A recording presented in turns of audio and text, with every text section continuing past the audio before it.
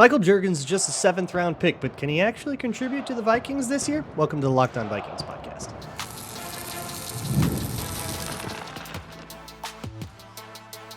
You are Locked On Vikings, your daily Minnesota Vikings podcast, part of the Locked On Podcast Network, your team every day. Hello, everybody. Welcome to the Locked On Vikings podcast, where we're always trying to learn something new. It's part of the Locked On Podcast Network, your team every day. And thank you so much for making Locked On Vikings your first listen of the day, each and every day, especially now in June, when in a way, this is about as deep as we get into the Minnesota Vikings. We go full into the backstories of, UFL castoffs and 7th round draft picks and undrafted rookies. We will do some Everyman series today, as well as some talk on the field about Michael Jurgens. If you're new here, hello and welcome. That's kind of what we do here around the summer. You can find the show wherever you find your favorite podcast. Just search it out, Locked On Vikings, wherever you listen to shows, as well as YouTube or Amazon Fire and Roku if you just download the Locked On Minnesota Sports app. Today's episode is brought to you by Gametime. Download the Gametime app, create an account, and use code LOCKEDONNFL for $20 off your first purchase. Terms apply. So today on the show, we'll do the Everyman series entry for Michael Jurgens and his journey to Wake Forest. It's some funny anecdotes there, as well as some talk on the field. So here's what I guess I want to drive at today. The interior offensive line situation is a little murky, so I want to try to sort it out and then talk a little bit about Jurgens himself and strengths and weaknesses and stuff. There is a great article at Zone Coverage from Matt Freese that he went way deeper than I did when I watched him. But we came to a lot of the same conclusions, in some places yes or no or whatever, but we'll get to it. And then just talk about some of the fundamentals of being an interior offensive lineman and how it works in the run, and see if we can't learn something new, right? So, first off, just broad strokes. The interior offensive line. Here's the deal. Some of you might not like this, but it's Blake Brandel at left guard. It just is. He's the first teamer. They have told Dalton Reisner he's a backup. Now, can that change in camp? Sure, anything can change in camp. But that is the status quo. That is the world we live in right now. It's pretty bold, right? I mean, that's just a straight up switch on what the depth chart was last year. Before the Vikings signed Reisner, and I was like, man, this is like a Blake Brandel thing. I did a whole episode on Brandel and why I kind of see why that maybe would be the vision. I don't know if I trust the consistency enough to fully agree with it, but I can at least see where they're coming from. We'll see how all that plays out. And then you have center, you've got Bradbury, right? I think there are still some holdouts that think that Bradbury should be benched for the next guy that slightly weighs over 280 pounds. There's not many of those people left. I think they all kind of died off with the Mason Cole debacle, but this is where I think I've even seen some people ask, I think I maybe even had it in a mailbag of do Michael Jurgens or Walter Rouse, and does he move into guard and all that? Does this change potentially anything about the starting lineup? And the answer is almost certainly no. Outside of, again, the deferential, hey, maybe it changes in camp because anything can happen in camp. It's almost certainly no. I think if you were going to have a true blue position battle at center, which is where I think Michael Jurgens should play. It's where he played more in college. I know he had the 1 year at guard last year, but I think he should play at center. Knowing both is obviously going to be the goal. But with Bradbury, he's not really cuttable this year, thanks to some void years on the end of his contract. It's very much like it was a clear 2-year commitment, and then his third year is a little easier to cut. It's a little bit more feasible. It's also very cheap. This is going to be 2.5% of the cap. It's basically nothing, especially for a starter. That's backup money, honestly. So that was kind of my take on the Bradbury contract when it came out. It was okay, yep, that's cheapo money. We cheaped out at center, and now we're going to get what we get with Bradbury, but they've been largely satisfied with him. But I think if you really were going to have a true blue competition, you probably would have set up the contract differently. I think that contract does kind of tell you, yeah, we're going cheapo on it, but we are doing that because we like him and we can, because the market is allowing us to do that. And here is a 2-year commitment. You're going to be the starter for 2 years, no questions asked. So hopefully that's out of people's minds.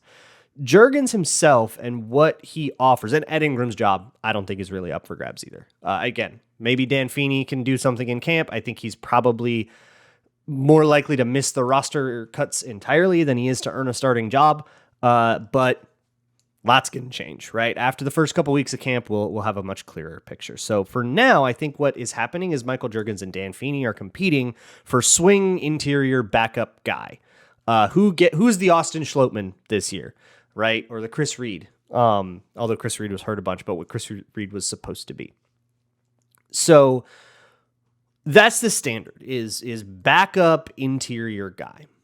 And here's where I'll transition to some of the stuff that Matt talked about in his article. I'll link it in the show notes, of course.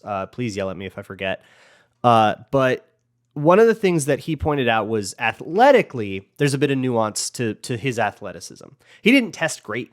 It was fine. But there's, I think, a lot more to offensive line athleticism than will show up in the testing. So with offensive linemen, the tests that really have some predictive power are like the 3-cone and the jumps, the vertical and the broad.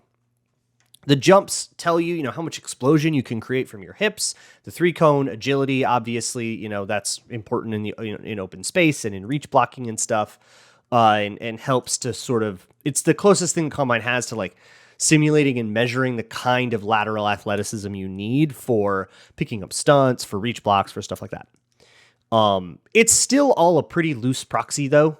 Those honestly, those drills weren't made for offensive linemen. The back in the old days when the NFL Combine was like really first developing into a recognizable version of what it is today, O linemen were judged pretty hard on the bench press, and now we kind of know that the bench press is like ignorable data. But the other drills they were made for like running backs and defensive ends and stuff and wide receivers, not O linemen. For me, flexibility is a big offensive line athleticism thing that doesn't get measured by anything. You're like, how flexible are your hips to be able to get your body started rotating one way while your shoulders are still rotated the other way, finishing that job? That's what's going to save you crucial milliseconds in the developing moments of a given play. Whether it is a run or picking up a stunt in a pass, it comes in both places. That is, I think, the athleticism that Jurgens doesn't have. The athleticism he does have is the more typical standard stuff, which is probably more important than the flexibility thing, which comes up in niche situations, but not all situations. And it's also more measurable, and it's what we pay attention to more. But when it comes to just getting his claws into a guy and driving him, we got that. He can do that. When it comes to getting out into space quickly enough or pulling quickly enough to, perform the proper timing of the play, then we got that. That's all great. That is totally fine. So if we had to put him in a backup situation, I wouldn't be sitting there going, man, this dude's just kind of slow, or he's just kind of like not strong enough to do this position, which sometimes you have to deal with that as a backup. The downside is going to be this hip flexibility thing. I want you to imagine a stunt and remember that just this kind of same thing can happen in run plays. And we'll talk about the run game a little bit more later. But I want you to imagine a stunt where you have a guy that crosses your face, right? He starts up in the gap to one side and he crosses your face to the other side. You usually in a lot of like in a slide protection, you're going to pass that guy off to the tackle. Let's say you're at guard. Or pass him off to the guard if you're at center. And then usually somebody is going to come try to attack the gap that they think you vacated by following that crasher, right? That's how most stunts are designed. So you have to very, very quickly turn your big old body around.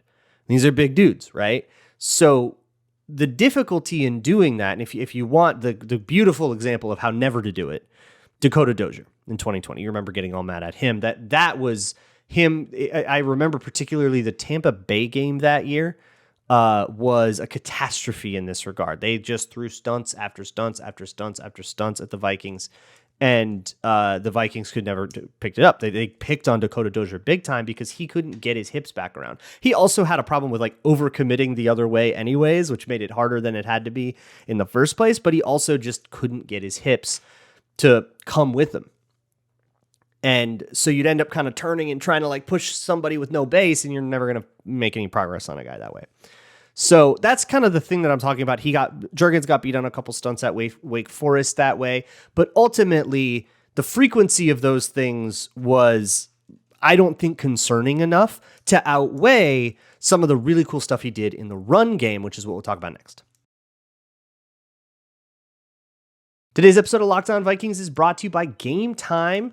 It's the best place to find last-minute tickets for anything you are looking for, whether it is a like a Twins game, perhaps, or a concert or comedy show or something like that. They have flash deals with their exclusive in-app sales on select seats just ahead of that game or event. So download the Gametime app and check back frequently, because there'll be big bright letters at the top of the app, and sometimes they are really, really enticing deals. Plus, you can get a panoramic view from your seat before you buy, so you know exactly what you're getting into. You can make sure that you're satisfied with the view. Take the guesswork out of buying tickets with Gametime. Download the Gametime app, create an account, and use code LOCKEDONNFL for $20 off your first purchase. Terms apply. Again, create an account and redeem code LOCKEDONNFL for $20 off. Download Gametime today. Last minute tickets, lowest price guaranteed. Thanks so much for making Locked On Vikings your first listen of the day each and every day. When you're done here, go check out the Locked On Minnesota Sports YouTube page. Click on the live tab, and you can get a 24/7 live stream, all things Minnesota sports all day long. Moving on here, I want to talk about some nitty-gritty run game stuff, and in particular, double teams in the run game. When you're on the interior, you're going to get these a lot. Whether you are a center or a guard, that's where the biggest guys are, and you're going to 2-on-1 those guys. Some fronts are designed to force you out of that, to break up that double team. That's part of the cat and mouse in the trenches, so you have to be able to hold your own when you're up against the biggest dude. And then you get into leverage and play strength and all that stuff, and I don't think any of that is a concern for Jurgens, which is nice. Really, I think the reason he fell to the 7th round, and I do, after watching him, I don't think that was appropriate. I think he could have been a higher pick than that. I really liked the pick. I'm really harping in on some things because I find them more interesting to talk about, not because I think it's proportionately appropriate. So, don't get too crazy on me. I really did like that pick as a 7th rounder. And I like his just from watching tape, I like his odds to make the team. But of course, put up or shut up, right? It's all great until it's actually out on the field. But anyways, in the run game, when you're part of a double team and you need to combo block, especially in zone, which Wake Forest almost exclusively lived in, which is nice. That gives us a nice, we do too in Minnesota here. So that gives us a nice preview and a good sample size. You're going to have to reach a lot, right? For those who don't know, a reach block is when you have to get out in front of the guy and then turn around and seal him off. You basically have to get over a gap. If you're, zone to the right, there's a guy in the gap to your right. You have to get to that guy's right-hand shoulder, turn around and seal him off. Pretty difficult stuff. And you can see him really get up out of his stance, get lateral really well. And so that box is very comfortably checked. And I think where it gets really cool for me is when there are double teams. So typically the rule set will be, you'll hear gap down backer everywhere, or I've heard gap on double, which is about the same idea, just a different way of saying it. So gap is, your gap, right? If it's zoned to the right, your gap is the one immediately to your right. If there's somebody in it, you got to breach block him. And it's that simple. That is who you block. Then down, if there's nobody in your gap, you block down or away from the play. If there's nobody in either, then you get up to the backer. When you're done with one of those things, you get up to the backer. And those rules are not only pre-snap rules, but they persist post-snap. So if somebody runs up and enters your gap when there was nobody in it, you got to come off of your double and you have to take that blitzer. And it's very athletically, very much the same thing with that hit flexibility. And some of the worst L's that you see on tape happened in that situation.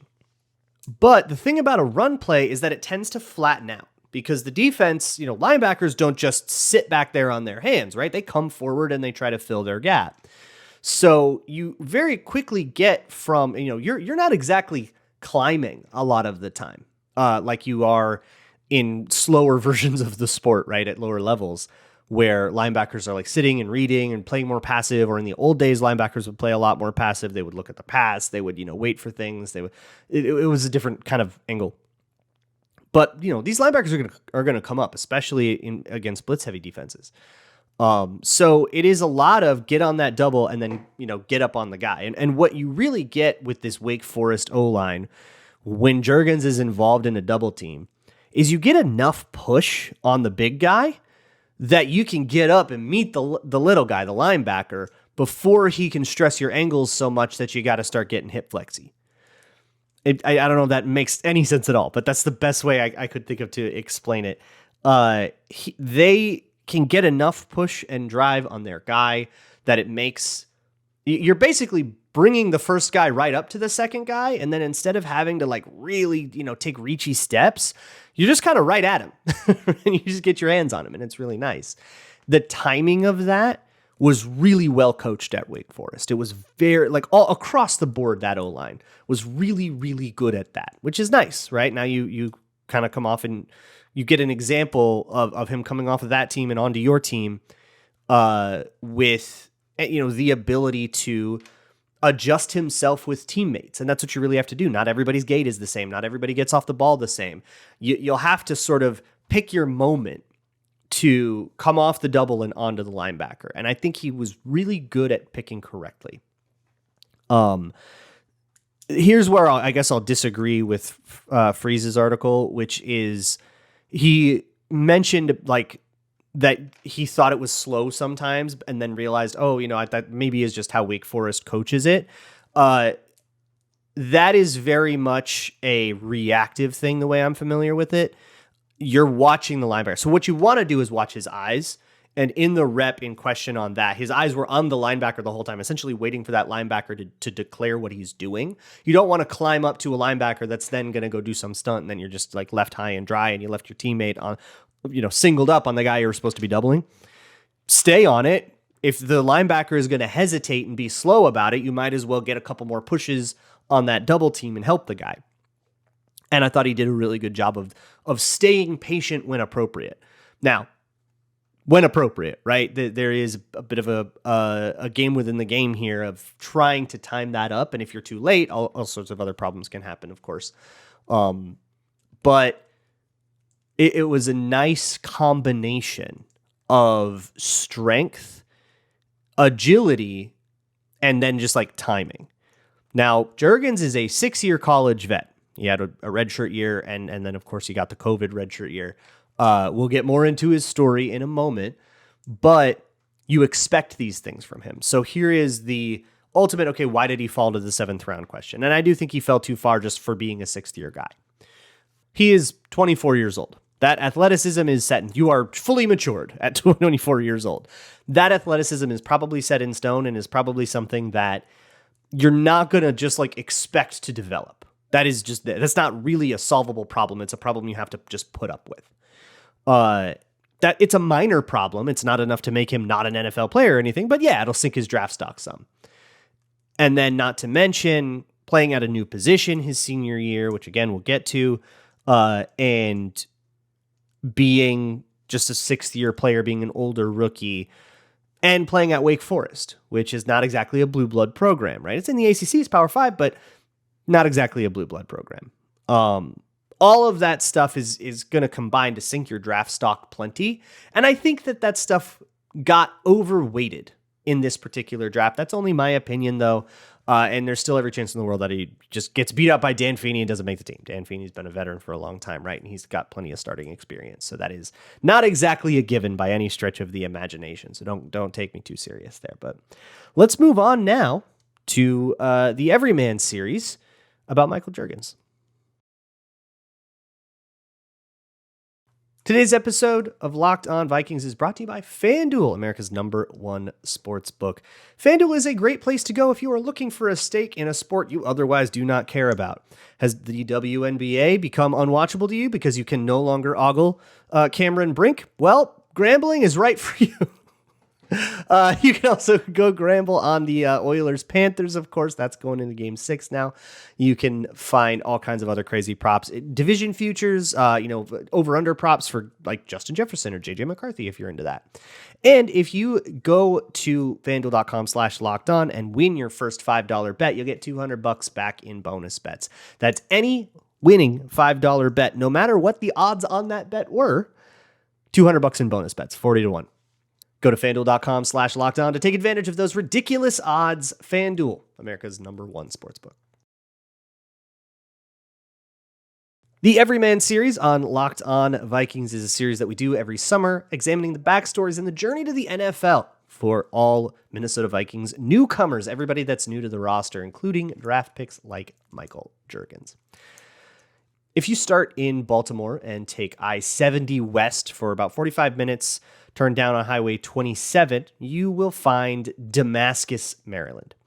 It is an unincorporated town, small town America, and it's where Michael Jurgens grew up. Jurgens was always a standout at Damascus High, and he was a very highly recruited player when all was said and done, but it wasn't always easy. His junior year, he fell ill and lost a whole bunch of weight. He was at like 235 at a certain point, which, look, depending on the class that you're in, that actually can work out. As for freshmen that aren't all the way grown up, right? Like that can work out. But when you're starting to get college eyes on you, you got to be like a pretty normal weight, something we would recognize now as fans of the NFL. So the recruiting steam, he could like feel it fall off as he tried to work really hard to make his way back to football, but just physically looked so much lighter than he's supposed to be as an offensive lineman.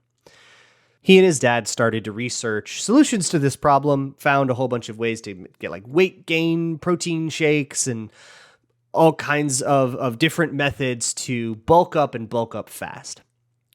By that spring of his junior year, he was back up to about 270 and he was playing lacrosse. Now, lacrosse is kind of a cardio game. That is not like football. Football, burst of energy and then catch your breath while you wait for the play in the next huddle, and then a burst of energy and then catch your breath. It's very stop-go. It's one of the things I actually like about football. That pacing just works for me. Lacrosse, it's a lot of running. I mean, it's closer to soccer, right? You're running back and forth and up and down the field. So 270 pounds and playing lacrosse and not looking like the slow kid out there, that's when colleges started to notice because they were still paying attention to him. He was a top 1,000 recruit in the state or in the nation, top 1,000 player. He got 24 offers, and he would end up at Wake Forest, and really almost could have not been, but luckily Wake Forest liked him enough to put up with it. So he was at an unrelated camp, some lineman camp, near Wake Forest's campus. So they said, hey, you're in town. Why don't you come for a visit? He said, sure. When should I come? 8 a.m. Okay, 8 a.m. And he sleeps right through his alarm. Totally misses the meeting. Now, you got to understand, the recruiting world, this is a job interview, right? You sleep through your job interview, you ain't getting that job. But Wake Forest wanted him so bad that they were like, well, let's just call him and see if he just shows up, right? Like, let's give him some time, give him some grace. And they call him and he wakes up and I'm so sorry. And they go and they do the meeting. They end up offering him. And I think he commits like 2 days later. He loves Wake Forest. He loves the vibe there. He's given advice that's like, hey, don't do this based on the coach, which is the second time in doing this series this year that I've heard that, where it's like, don't go based on the coaches, especially at a program like Wake Forest, where, look, let's be honest here. That is not the pinnacle of college football. Perfectly respectable Power 5 program. You're playing D1 ball. You're already in it. But when you're getting offers from 24 schools, you're picking one of the smaller ones here. And the coaches exist in that same world too. So if you play really well, that offensive line coach that developed you and that you had a relationship with and that you picked Wake Forest because of might use your success and as a stepping stone to go coach for Ohio State or whatever. So be careful of that. Ultimately, that's not really going to be a factor And he doesn't listen to that advice. And in hindsight, he's very, very happy that he didn't. He'll spend 6 years at Wake Forest, and he'll be absolutely stoked as hell on it. And the real smoking gun for how genuine the love was is that he graduated after 3.5 years. He really grinded out his classwork, and he got his degree, and then would actually get a master's for the rest of the time he was at Wake Forest. But when a player graduates, they can transfer and use the rest of their eligibility without taking a year off, like you usually would have to if you were just going to transfer. Well, the transfer portal rules are different now. But when Jurgens went through it, I don't think it worked that way yet. Anyways, he didn't grad transfer. He got his master's at Wake Forest as well, so he could stay with that program. And ultimately, his eyes were on the draft. He was the center. He thought he was playing well. He thought, I could go out for the NFL draft and have a decent shot. And going into his 6th year, he thought, okay, I here's what I think I'm going to get. And the way that this works is there's usually like a committee or there's like a group that will tell you what they think your draft stock is based on conversations around the league. Like they're basically reporting privately what they think your draft stock would be if you entered, what the scouts think of you. And they do their best to kind of approximate, and you decide if you're satisfied with that or not. But it's kind of tough because sometimes you'll get that and then you'll fall way further than they told you. You know, you'll be told, yeah, you'll be a 3rd round pick. You go, okay, I'll declare for that. And then you fall all the way out of the draft and you don't have an NFL career. You're like, well, what the heck, right? You know, the draft is unpredictable to everybody, but for whatever reason, he doesn't like it. And he decides to go back to Wake Forest. He cites, unfinished business. And I love the program so much, but really he's trying to up his NFL draft stock. And who's to say if that worked or not? I don't know what he was told in the first place. But when he comes out and gets drafted, he's all the way down as a 7th round pick. And maybe he would have been picked higher if he came out at the age of 23 instead of 24, right? Who's ever to say? But now he stumbles into this very makeable team. This is not, he's not here to just be like a practice squad guy and then leave in 2 years. That could happen, but that's not the intention. This is very, very doable. You got to beat out one guy that a lot of people would argue is washed, and you don't even have to win a starting job. Win that backup job, go be the center of the guard, and that's that. Moving to guard in his final year, like this senior season sucks. You got a year older and you moved positions, right? And he talks about the differences there. Just in the way that you like align, the center will be 18 to 24 inches further forward, and the rest of the line will be a little bit further back because you're dead on the line of scrimmage. You're where the ball is, and everybody else can give themselves a little bit of time to work. So center is a lot more immediate. In the other side, when you go to guard, you get a little bit more space, but you also can't see everything, which he kind of missed. So I think that center, it's where he played more, and it does seem to be like where his mind wanted to stay. Now, after a whole year of playing at guard, who knows what happens here, and I'm going to guess that we want to cross-train you and have you do both. I think that's the optimal plan, but who's to say what happens to Michael Jurgens from this point onward? I will talk to you tomorrow, and as always, Skol.